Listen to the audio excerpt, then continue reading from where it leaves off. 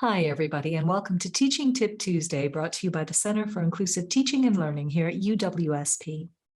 This week, I'd like to talk to you about late penalties on assignments. Many instructors use a system of late penalties in an attempt to stimulate on-time completion of assignments. But there are some problems with this approach that may warrant consideration of alternatives.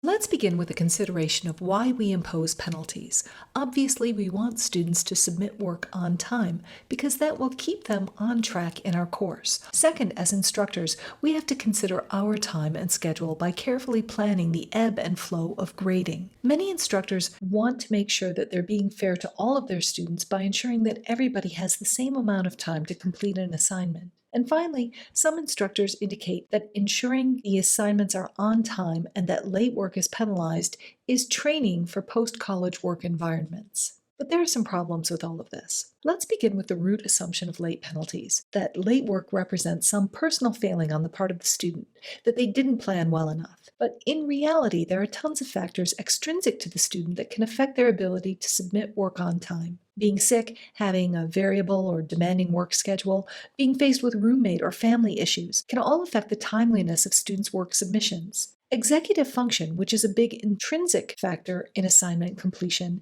is not fully developed in many of our students. So, in some sense, expecting students to plan completely may be like asking an elephant to climb a tree. Now, instructors know all of this stuff, which is why they often grant exceptions to deadlines and withhold late penalties for some students.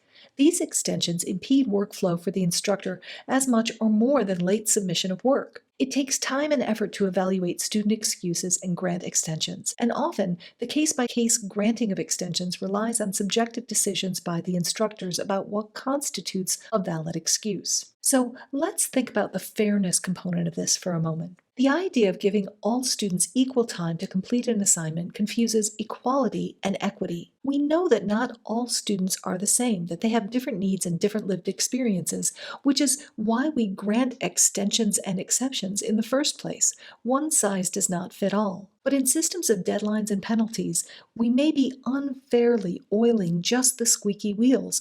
There's also evidence to indicate that penalties actually disincentivize assignment completion, both because they can be viewed by students as a reasonable cost when they're gaming the points that they need to receive a particular grade, and because most penalty systems are cumulative over time, so that the later a student submits, the fewer points they get. At some point, they just give up and they miss out on the learning experience of the assignment altogether. With regard to the real world, it's important to note that project deadlines are often subject to change. Sometimes projects take longer than originally anticipated, and there's not always a penalty associated with that.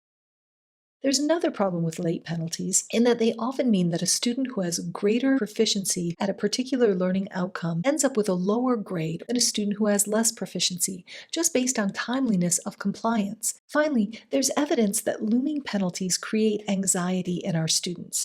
As students worry about the penalties that they might get if they're late, their performance at the task we're asking them to do is impaired. Having penalties imposed in this way can also lead our students to feel less valued and respected, which can further impair their performance. So, from all of this, what we can conclude is that late penalties don't really work the way that we'd like them to. So, what alternatives exist for late penalties?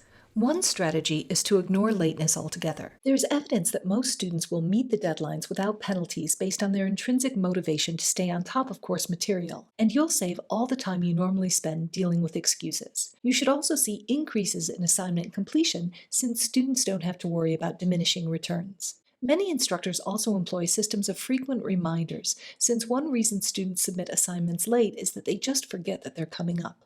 Reminders prevent that. A related reason for late assignments is that students don't allow enough time to work on them. You can help to prevent this by breaking assignments into chunks. This kind of scaffolding makes it easier for students to complete each step in the process because each step is small. If you make each step contingent upon the previous bit, you keep the students moving forward without having to employ late penalties. Using a flexible system combining soft and hard deadlines can also be effective.